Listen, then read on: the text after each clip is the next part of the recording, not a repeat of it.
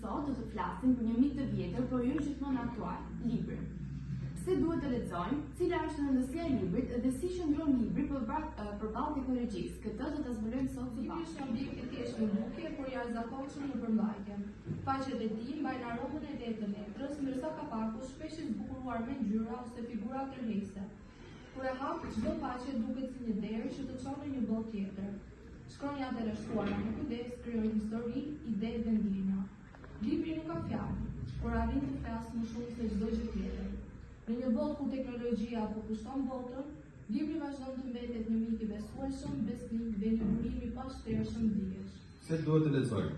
Leximi nuk është vetëm një detyrim shkollor, ai është një udhëtim. Kur lexojmë, ne zhvillojmë mendjen, pasurojmë fjalorin dhe mësojmë të mendojmë më thellë. Një libër na mëson të shohim botën nga këndvështrime të ndryshme dhe na ndihmon të kuptojmë veten më mirë. Leximi na bën më të duruar, më të përqendruar dhe më të ndjeshëm me të tjerët. Libri dhe teknologjia. Jetojmë në një kohë ku teknologjia është kudo rreth nesh dhe informacionin mund ta marrim me një klik. Librat tashmë mund t'i lexojmë edhe në telefon apo tablet, gjë që e bën leximin më të lehtë dhe më të shpejtë. Por megjithëse teknologjia na ndihmon, ajo nuk mund të zëvendësojë ndjesinë e veçantë të një libri në dorë dhe qetësinë që na fa leximi tradicional. Rëndësia e librit. Libri është një bunim dijesh dhe ruajtës së kulturës njerëzore. Ai na përcjell historinë, vlerat dhe përvojat e brezave të kaluar.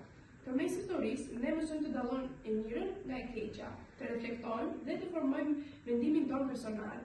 Një shoqëri që lexon është një shoqëri më e vetëdijshme dhe më e zhvilluar. Libri dhe teknologjia nuk janë armiqt, por mund të bashkëjetojnë. Mjafton të zgjedhim të lexojmë sepse çdo libër është një hap drejt dijes dhe rritjes personale.